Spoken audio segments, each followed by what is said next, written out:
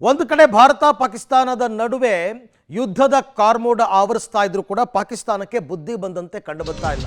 ಪ್ರತಿನಿತ್ಯನೂ ಕೂಡ ಖ್ಯಾತೆ ಅವರದು ಗಡಿಯಲ್ಲಿ ಮುಂದುವರೆದಿದೆ. ಈಗಲೂ ಕೂಡ ಇವತ್ತು ಕೂಡ ಕದನ ವಿರಾಮ ಉಲ್ಲಂಘನೆ ಮಾಡಿದ್ದಾರೆ. ಸತತ 12ನೇ ದಿನವೂ ಕೂಡ ಕದನ ವಿರಾಮ ಉಲ್ಲಂಘನೆ ಮಾಡಿದ್ದಾರೆ. LOCಯ 8 ವಲಯಗಳಲ್ಲಿ ಅಪ್ರಚೋದಿತ ಗುಂಡಿನ ದಾಳಿ. ರಾತ್ರಿ ಆಯಿತು ಅಂದರೆ ಇವ್ರಿಗೆ ಇದೇ ಕೆಲಸ. ಪೂಂಚ್, ಅಕ್ನೂರ್, ಕುಪ್ವಾರಾಗಳಲ್ಲಿ ಕದನ ವಿರಾಮ ಉಲ್ಲಂಘನೆಯಾಗಿದೆ. ಪಾಕ್ ಸೈನಿಕರಿಗೆ ಭಾರತ ಸೈನಿಕರು ತಕ್ಕ ಪ್ರತ್ಯುತ್ತರ ಕೊಡ್ತಾನೇ ಇದ್ದಾರೆ. ಗಡಿಯಲ್ಲಿ ಈ ಖ್ಯಾತೆ ಮುಂದುವರೆದಿದೆ. ಅಂದರೆ ಶಿಮ್ಲಾ ಒಪ್ಪಂದದ ಪ್ರಕಾರ ಗಡಿಯಲ್ಲಿ ನಾವು ಶಾಂತಿ ಸುವ್ಯವಸ್ಥೆಯನ್ನು ಕಾಪಾಡ್ಕೋಬೇಕು ಅಂತ ಇತ್ತು. ಆದರೆ ಶಿಮ್ಲಾ ಒಪ್ಪಂದವನ್ನು ನಾವು ಅಮಾನತ್ನಲ್ಲಿ ಇಟ್ಟಿದ್ದೀವಿ ಅಂತ ಪಾಕಿಸ್ತಾನ ಹೇಳಿದ್ದಾರೆ. ಹಾಗಾಗಿ ಅವರು ಅಪ್ರಚೋದಿತ ಗುಂಡಿನ ದಾಳಿಯನ್ನು ನಡೆಸ್ತಾ ಇದ್ದಾರೆ. ಅವ್ರು ದಾಳಿ ನಡೆಸಿದ್ರೆ ಇವ್ರು ಬಿಡ್ತಾರಾ? ಇವರು ಕೂಡ ಹೊಡಿತಾರೆ. ಇದು ರಾತ್ರಿ ಹೊತ್ತಲ್ಲಿ ಹೆಂಗೆ ಗೊತ್ತಾ, LOCನಲ್ಲಿ ಆ ಕಡೆಯಿಂದ ಒಂದಷ್ಟು ಫೈರ್ ಮಾಡೋದು, ಅದು ಏನು ಗೊತ್ತು ಗುರಿ ಇರಲ್ಲ, ಸುಮ್ಮನೆ ಫೈರ್ ಮಾಡೋದು. ಈ ಕಡೆಯಿಂದ ಇವರು ಒಂದಷ್ಟು ಫೈರ್ ಮಾಡೋದು. ಅಲ್ಲಿಗೆಲ್ಲವೂ ಕೂಡ ಶಾಂತಿ ಆಗುತ್ತೆ. ಒಂದು ಸ್ವಲ್ಪ ಹೊತ್ತು, ಒಂದು 3 ಸುತ್ತು 4 ಸುತ್ತು ಅವ್ರು ಗುಂಡು ಹಾರಿಸ್ತಾರೆ. ಇವರು ಅದೇ ಥರ ಒಂದು 3 ಸುತ್ತು 4 ಸುತ್ತು ಗುಂಡು ಹಾರಿಸ್ತಾರೆ. ಯಾರಿಗೇನು ಪ್ರಾಣಹಾನಿಯಾಗಿದೆಯೋ ಏನೋ ಗೊತ್ತಾಗಲ್ಲ. ಬಟ್ ಇದು ಪ್ರತಿನಿತ್ಯನೂ ನಡೀತಾನೇ ಇದೆ. 12 ದಿವಸದಿಂದ ಒಂದೇ ಸಮ 8 ವಲಯಗಳು ಬರುತ್ತೆ. ಪೂಂಚ್, ಅಕ್ನೂರ್, ಕುಪ್ವಾರಾ ಅಂತಂದ್ಬಿಟ್ಟು ಆ 8 ವಲಯಗಳಲ್ಲೂ ಕೂಡ ಈ ಕದನ ವಿರಾಮ ಉಲ್ಲಂಘನೆಯಾಗಿದೆ. ಬೆಳಗ್ಗೆ ಪ್ರತಿದಿನ ಈ ಸುದ್ದಿ ಬರ್ತಾ ಇದೆ. ಅದೇ ರೀತಿ ಆಶ್ಚರ್ಯ ಏನೂ ಇಲ್ಲ ಇದರಲ್ಲಿ.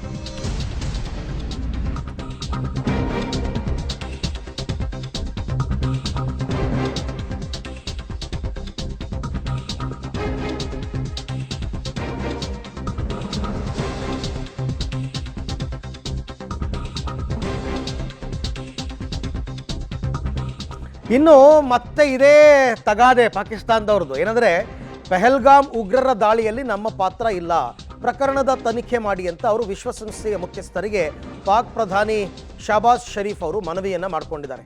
ಭಾರತ ಪಾಕ್ ವಿರುದ್ಧ ಇಲ್ಲ ಸಲ್ಲದ ಆರೋಪವನ್ನು ಮಾಡ್ತಾ ಇದೆ. ನಮಗೂ ಅದಕ್ಕೂ ಸಂಬಂಧನೇ ಇಲ್ಲ, ಆದರೂ ಆರೋಪ ಮಾಡ್ತಾ ಇದ್ದಾರೆ. ಉಗ್ರ ದಾಳಿ ಸಂಬಂಧ ಪಾಕ್ ವಿರುದ್ಧ ಸುಳ್ಳು ಆರೋಪ ಅಂತ ಅವರು ಕಿಡಿಕಾರಿದ್ದಾರೆ. ಇದು ಮೊದಲನೇದೇನಲ್ಲ, ತುಂಬ ದಿವಸಗಳಿಂದ ಹೇಳ್ತಾ ಇದ್ದಾರೆ. ಪೆಹಲ್ಗಾಮ್ ದಾಳಿ ನಮ್ಮ ದೇಶಕ್ಕೂ ಅದಕ್ಕೂ ಸಂಬಂಧ ಇಲ್ಲ, ಆ ದೇಶದ ಉಗ್ರರೇ ಮಾಡಿರ್ತಕ್ಕಂಥ ದಾಳಿ, ಅದು ನಮ್ಮ ಮೇಲೆ ಗೂಬೆ ಕೂರಿಸ್ತಾ ಇದ್ದಾರೆ. ಇಲ್ಲ ಅಂದರೆ ಸಾಕ್ಷಿ ಪುರಾವೆಗಳನ್ನ ಕೊಡಿ ಅಂತ.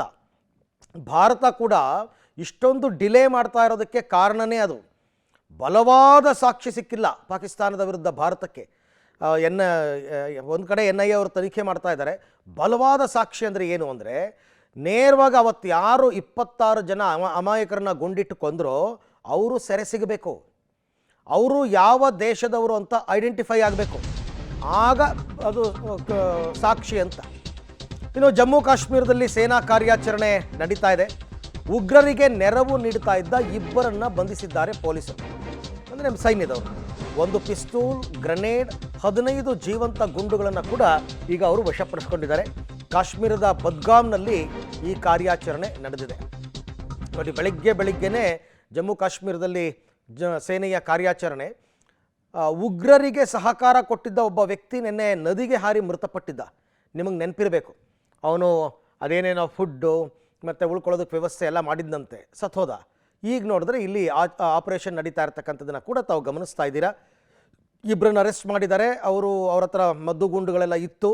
ಅಲ್ಲಿಗೆ ಅವರು ಉಗ್ರರು ಅಂತಲೇ ಆಯ್ತಲ್ಲ. ಈಗ ನಾಗರಿಕರ ಕೈಯಲ್ಲಿ ಮದ್ದು ಗುಂಡುಗಳು ಹೆಂಗೆ ಬರುತ್ತೆ, ಜನಸಾಮಾನ್ಯರ ಕೈಯಲ್ಲಿ ಹೆಂಗೆ ಬರುತ್ತೆ? ಬರಲ್ಲ. ಯಾರದನ್ನು ಇಟ್ಕೊಂಡಿದ್ದಾರೋ ಅವರು ಟೆರರಿಸ್ಟ್ ಅಂತಲೇ ಅರ್ಥ. ಹಾಗಾಗಿ ಈಗ 2 ಸೇನೆ ಬಂಧಿಸಿದೆ. ಅವರಿಂದ ಒಂದಷ್ಟು ಮಾಹಿತಿ, ಯಾವ ರೀತಿ ಉಗ್ರರಿಗೆ ಇವರು ಸಪೋರ್ಟ್ ಮಾಡಿದ್ರು, ಅವ್ರು ಯಾರು ಅಂತ ಇವ್ರಿಗೆ ಗೊತ್ತಾ? ಇದೇ ಸಾಕ್ಷಿ ಅನ್ನೋದು ನಾನು ಯಾವಾಗಲೂ ಇವ್ರು ಹೇಳಬೇಕಿಲ್ಲ, ಅವರು ಪಾಕಿಸ್ತಾನದವರು ಅಂತ ಹೇಳಬೇಕು ಅವರು. ಆಗ ಭಾರತಕ್ಕೆ ಸಾಕ್ಷಿ ಸಿಗುತ್ತೆ. ಇದು ನಿಮಗೆ ಕೂಂಬಿಂಗ್ ಆಪರೇಷನ್ ನಡಿಬೇಕಾದ್ರೆ ಇವೆಲ್ಲ ಸಿಗ್ತಾನೇ ಇರುತ್ತೆ ಸಹಜವಾಗಿ. ಇವೆಲ್ಲವೂ ಕೂಡ ನಡೀತಾ ಇರುತ್ತೆ. ನಿನ್ನೆ ಎಲ್ಲ ಒಂದಷ್ಟು 5 ಬಾಂಬ್ಗಳೆಲ್ಲ ಸಿಕ್ಕಿತ್ತಲ್ಲ, ಅದರ ಮುಂದುವರಿದ ಭಾಗ ಇದು ಅಷ್ಟೇ.